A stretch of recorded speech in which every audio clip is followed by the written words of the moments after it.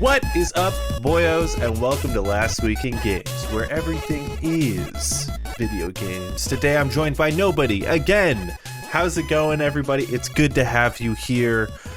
We are talking about the week of August 28th, and there was a few pieces of news last week that I thought were very interesting. So let's just jump right into it. We're going to start with what I lovingly call the titties. These are some tidbits of news that we feel are worth mentioning. First and foremost, last week we talked about the PlayStation Portal and about how maybe it was an unnecessary product that was being released. If you want to see more, go watch last week's episode. But since last week, we got an update saying that the PlayStation Portal will be coming out November 15th. So if you're interested in a handheld that only plays streamed games, but not even streamed games from the PlayStation service, streamed games directly from your PS5, if that's something you want to spend $200 on, feel free to pre-order it and buy it on November 15th. Well, according to the Electronic Software Ratings Board, Beyond Good and Evil 20th Anniversary Edition will be coming to PC, PS4, PS5, Nintendo Switch, and Xbox Series X and S. This is pretty cool considering that Beyond Good and Evil is a very old game, so old that I haven't even played it. I'd love to play it. I've always heard good things about it. But I was 9 years old when this game came out, and at the time, I didn't really get to pick what I played. So it is a game I'd love to play, especially before the second one comes out. And that was another update we got. The second game is nowhere to be found. No one knows any updates on what's going on with it. No one's heard anything from Ubisoft. They announced it several years ago, and we still don't know what's going on with it. So maybe one day we'll be able to play Beyond Good and Evil 2. But in the meantime, we're going to be able to play Beyond Good and Evil 1, the 20th Anniversary Edition. Well, let's just get into the biggest piece of news of the week, and this is a doozy. PlayStation made a blog saying that the new games for PlayStation Essential this month, every month the Essential tier gets free games, and the free games this month included Saints Row, the failed defunct game. But also in that blog post, they decided to mention that, hey, the prices of our tiers, our PlayStation Plus service tiers, are going up. If you don't know what I'm talking about, the PlayStation Plus subscription model has been around for a long, long time. It goes back to the PS3 days. But just last year, they created this tier system. So originally, PlayStation Plus was just a product to give people free games every month. And then it turned into a product that gave you cloud storage, being able to play online, and free games. And then last year, they announced the tier service. So the Essential tier includes the original PlayStation Plus. This was, you get the 2 free games every month, you've got the cloud saves, and you get the 2 free games every month. PS Plus Extra was the tier that gave you sort of their own version of Xbox Game Pass, but it's just PlayStation Plus Extra, so you got a catalog of games that you can play, and it's actually got a pretty good list of games in there for you to play. And then there's PS Plus Premium, which includes the same as the tiers above, plus you've got streaming games, so you can stream games, and it's got a catalog of old retro PS1, PS2 games. Last year when it was announced, people were kind of mixed on it. They were like, I mean, whatever. It doesn't seem to really be competing with Game Pass, but, you know, it is what it is. But here's what the prices were originally. It was $60 for PS Plus Essential. It was $100 for PS Plus Extra and $120 for PS Plus Premium. This is a yearly package, by the way. Well, as of this blog post that was posted on August 30th, the prices are now, the PlayStation Plus Essential is $80 a year. The PS Plus Extra is $134 a year.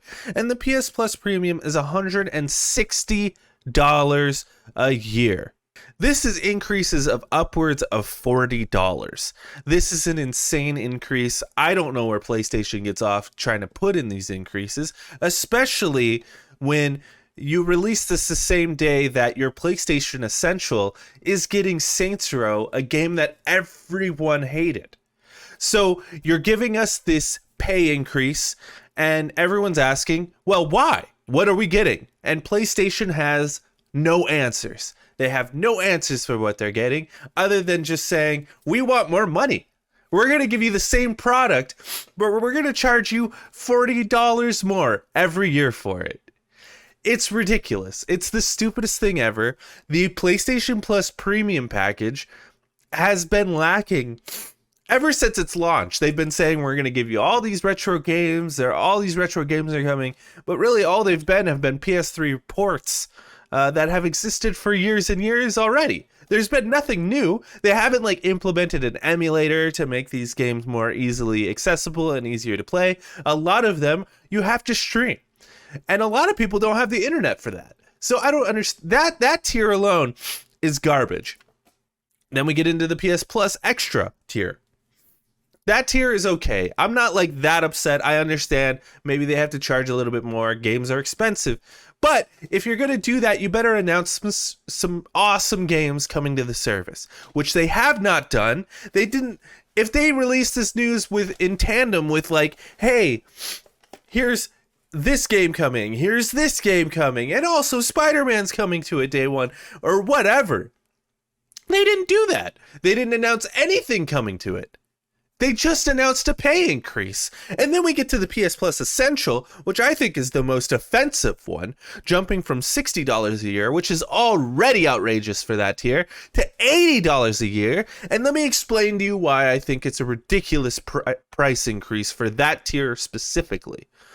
If you want to play online games on PlayStation, you have to have the PlayStation Plus Essential package, which now you have to pay an additional $80 plus the $60 game that you have to buy to play online on PlayStation. I think personally, if they want to have this $80 tier where you get cloud saves and you get free games every month, well, they should make online play free. Back in my day, because I'm an old man, back in my day, online gaming was free on PlayStation. It was a selling point for the PS3. Xbox charged you in their monthly subscription to play online, but you could go to PS3 and it was free to play. Free to play! Here's the other thing that I think is ridiculous, and that's going to kill Sony in the long run if they keep doing shit like this. We've got things like the Steam Deck coming out, which is basically making the PC experience a more console consumer. It's more console consumer friendly now, more so than ever before. You could go buy a Steam Deck and plug it into your TV like you plug your PlayStation into your TV, and it's cheaper than a PS5. And let me tell you something, you don't have to pay for online play on that thing. It's fucking free to play online on Steam. And if that ever changes, that's fine. You're on PC, so you could switch to whatever game launcher you want that's free. So for me, that tier in particular, that PlayStation Plus Essential, the fact that it's $80 just to play online, is the most ridiculous thing I've ever heard. And basically what I think should happen is they should have a PlayStation Plus Essentials tier, which is just playing online and cloud gaming, and that should be $30 a year max. Get rid of the free games. Get rid of them. $30 a year. You've got your free game, no more free games. And then you've got your second tier, which is just the streaming and the Xbox Game Pass. Like that, but for PlayStation. Like that's all you need. You don't need these three different tiers. Or you could have a tier where you've got the PlayStation Plus Extra, which has the streaming service, and then you also get your two free games, right? That could be a tier. And then you've got your PlayStation Premium, and then just let online play be free. You know, like this whole 3-tier structure isn't going to work for people who just want to play online games. And I know what people are going to say. They're going to say, well, those 2 free games you get every month, ultimately it adds up, you know, like it makes it worth the price of admission. But a lot of people don't want those fucking games. A lot of people just want to be able to play online. A lot of people just buy Call of Duty, and that's all they want to play. And that's fine. And that should be allowed. But now they have to pay for this fucking essential service on top of it. It's ridiculous. And if you're a PlayStation gamer and you're seeing Activision is moving to PC and Xbox, you know, they're going to have all the deals. It's going to be on Game Pass. And now it costs $80 on PlayStation to play online. You're just giving people more and more of a reason to ditch PlayStation as a service. Every month they're making more and more decisions that make me go, why would I stick with PlayStation?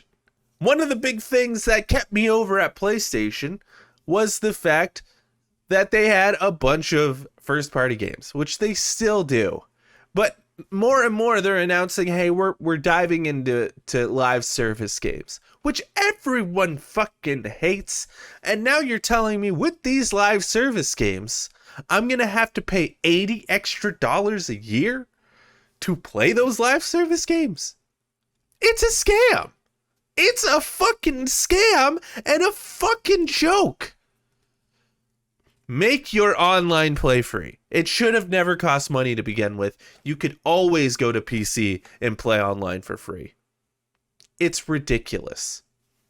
Well, speaking of Saints Row, it was announced last week that the Saints Row developer Volition is being permanently shut down by Embracer Group. This is pretty sad. I've always been a huge Saints Row fan. I didn't play the new Saints Row because I heard it was absolutely awful, which is too bad. And it was a reboot. It didn't even have the characters we loved. But before we jump into that, let's just talk about Volition. Volition has a long history, you know, of course, with the Saints Row series, and they were also the makers of Red Faction.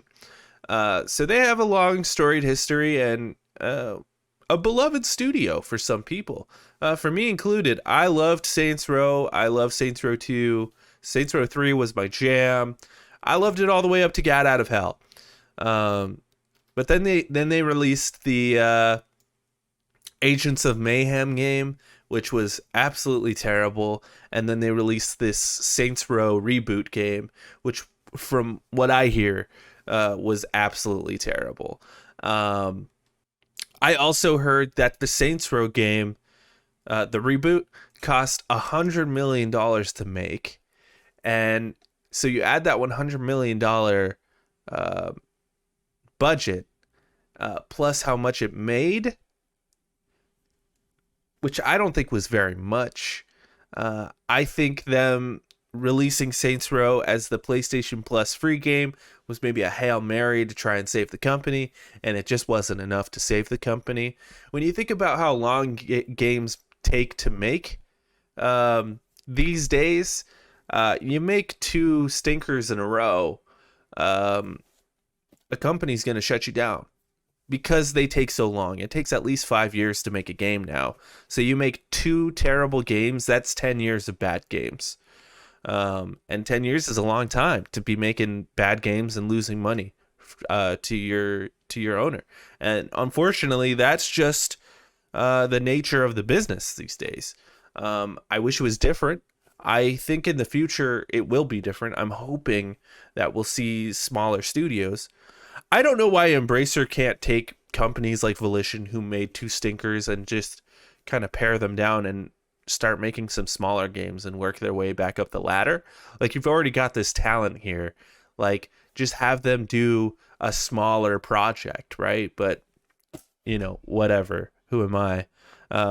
Ultimately, I think Saints Row ended up losing Embracer a ton of money, and that's why Volition's getting shut down. And I think the past few months they've been open, just trying to salvage anything they had with Saints Row, and they just weren't able to. And it's unfortunate, but it is just kind of the way things work these days. And I wouldn't be surprised if more and more companies start shutting down.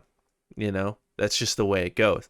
Companies either get shut down or they get sold off. I mean, a great example of this is Crystal Dynamics, who made the Lara Croft games. They made the Tomb Raider games for Ubisoft, or not Ubisoft, Square Enix. Sorry. And every time one of those games came out, you would hear Square Enix talk about how they under-delivered, they underperformed, and then ultimately they ended up selling Crystal Dynamics. Not only because of the Tomb Raider games, but they also made the Avengers game, which was also a huge flop. So this just seems to happen. Studios release one or two poorly performing games and they're shut down, just because of the length it takes to make a game these days. So that's just how these things work. Moving on here, we have a piece of news. As you may or may not know, there has been an actors and writers strike going on for over 100 days now. The writers have been on strike, and it's finally starting to bubble over into the video game space. This is an article over at GameSpot written by Jason Finelli. Video game voice actors may go on strike as union authorizes vote. Actors union SAG-AFTRA has been striking for a new film and TV contract for weeks now. They say weeks, but it's been a long time. After joining the Writers Guild of America strike, which began in May. That strike may soon extend to video game voice actors, as the union's board has sent a vote to all members ahead of an upcoming negotiation. The union announced the vote on its official website in preparation for what the Post calls, quote, forthcoming bargaining dates with signatory video game companies, end quote. The previous contract was extended nearly a year ago, according to SAG-AFTRA, and new negotiators are set to begin on September 26th. The signatory video game companies cited in the SAG-AFTRA post are as follows: Activision Productions, Inc., Blind Light LLC, Disney Character Voices, Inc., Electronic Arts Productions, Inc., Epic Games, Formosa Interactive LLC, Insomniac Games, Inc., Take-Two Productions, Inc., VoiceWorks Productions, Inc., Warner Bros. Games, Inc. Here's a quote from Fran Drescher, who is the president of SAG-AFTRA. Quote, "Here we go again. Now our interactive agreement is at the stalemate too. Once again, we are facing employer greed and disrespect. Once again, artificial intelligence is putting our members in jeopardy of reducing their opportunity to work. And once again, SAG-AFTRA is standing up to tyranny on behalf of the members.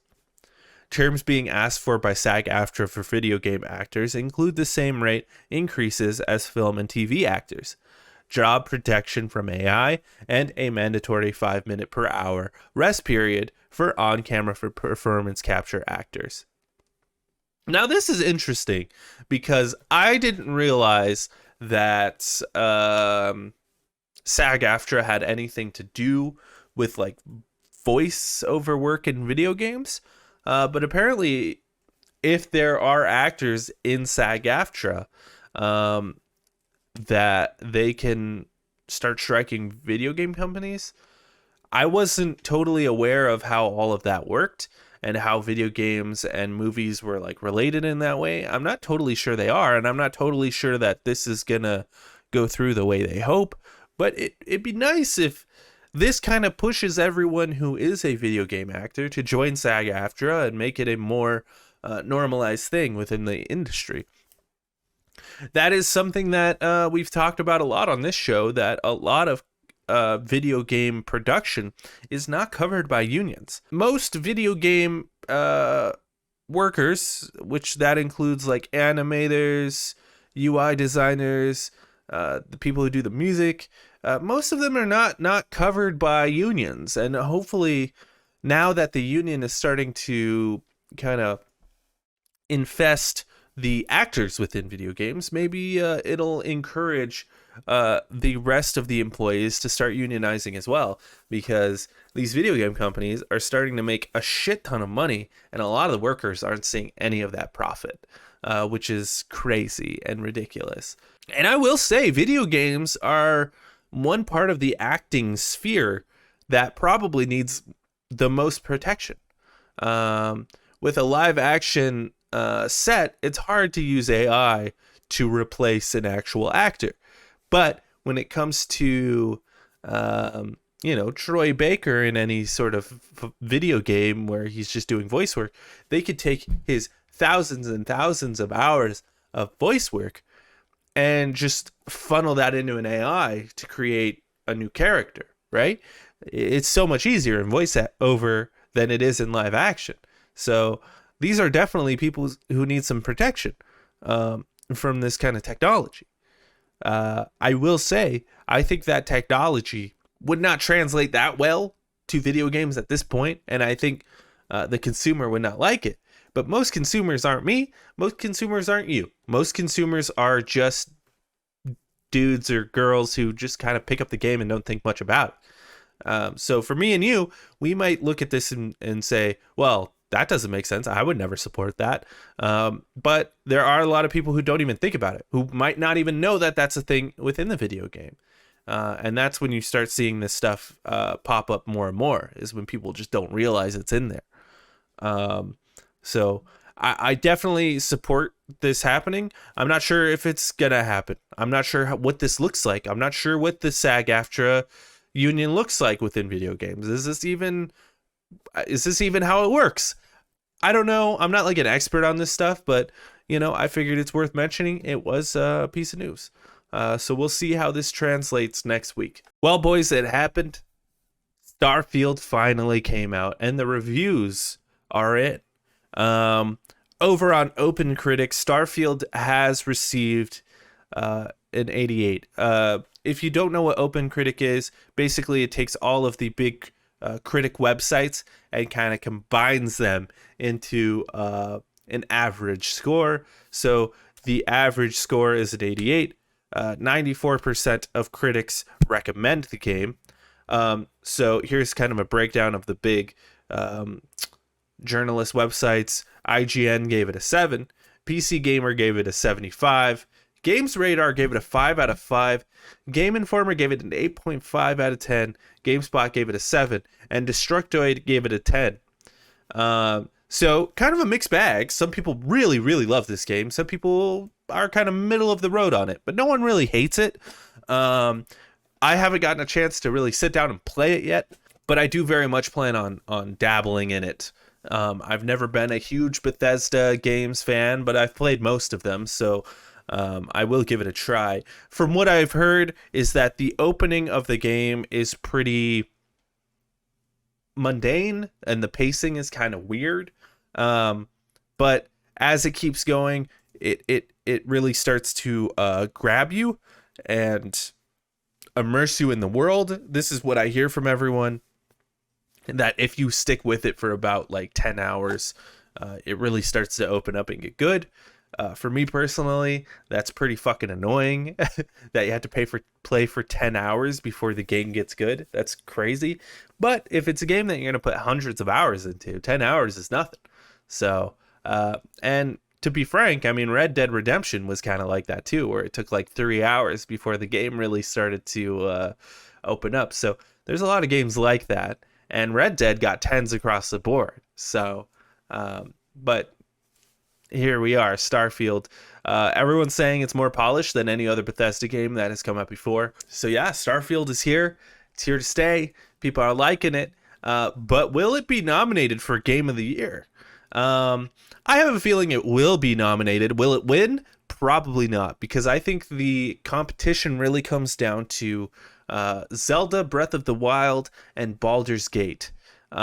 These are the two games that is going to come down between. So sorry to you, Starfield. If Starfield wins Game of the Year this year, I'm just calling it now. The Game Awards are rigged because Baldur's Gate should win it. It's the underdog and it deserves it. Now let's jump into what you've been playing, and I have been playing some games. First and foremost, I want to start with Jedi Survivor, which I kind of touched on last week. Well, I finally beat it. I finally beat Jedi Survivor, and I just gotta say that game is excellent. It's a really awesome game. The gameplay is really fun. It's so much better than the first game's combat. Like, first of all, it adds so many different stances and different abilities versus the first one. The first one seems pretty basic in hindsight, and there's just so many different ways that you can play that game. The level design, I think, is excellent.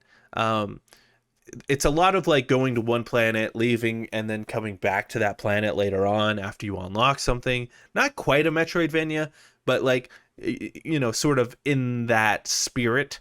But it's really telling you where to go. But the way they do it is excellent. And every time you go back to a new planet, it never feels like, oh, not this again. It really feels like it's opening up and letting you explore more and more, and there's always something new to do.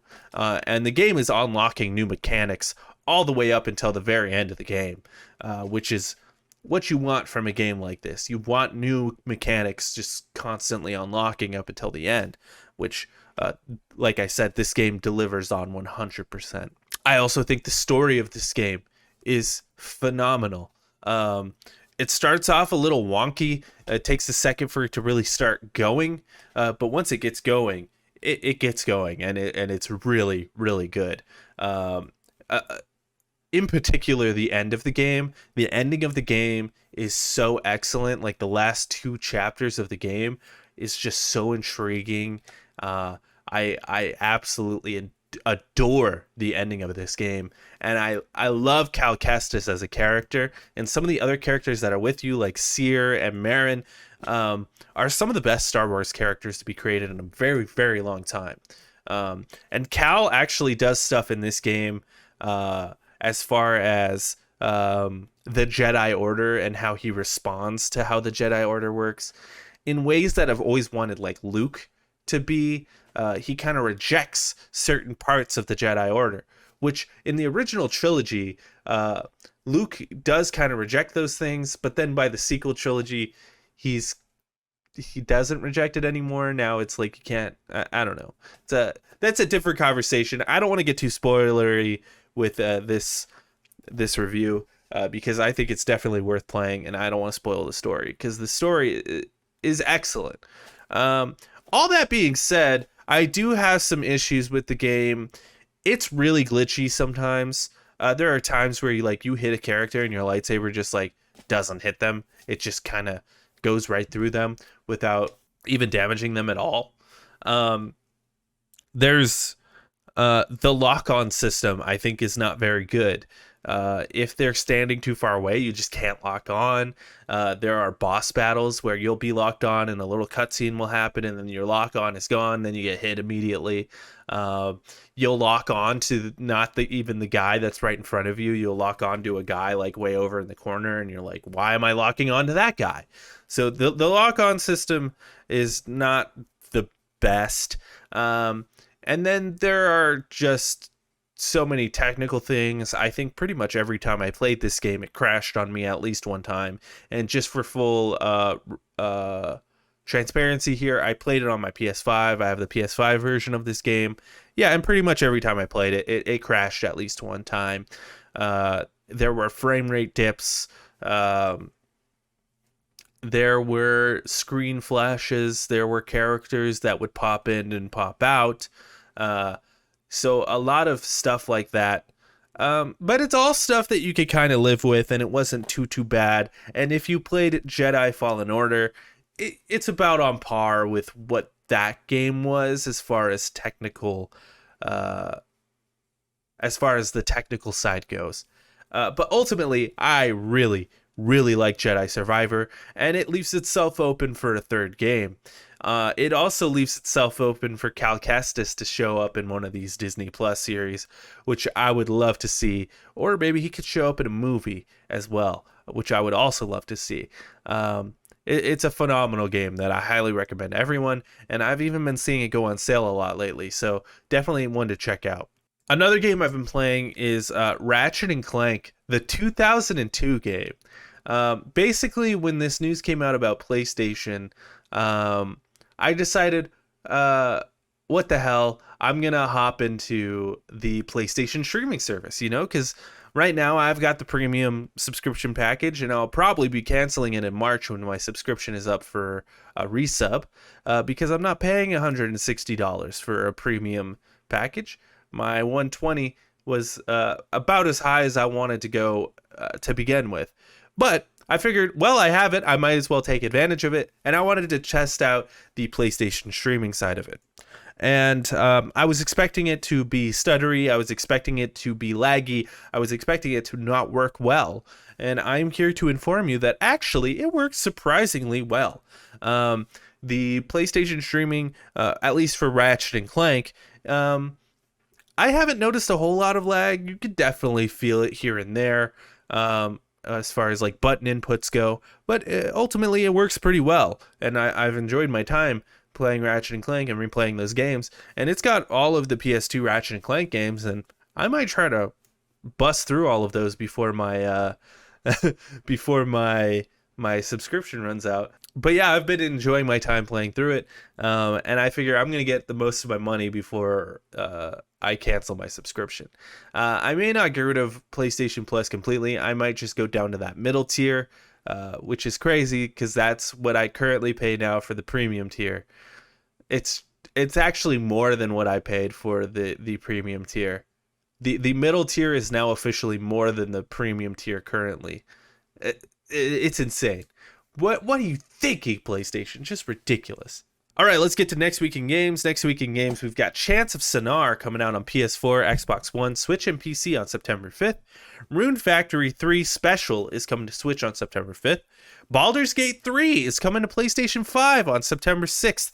Starfield is coming to Xbox Series X and S and PC on September 6th. Final Fantasy VII Ever Crisis is coming to iOS and Android on September 7th.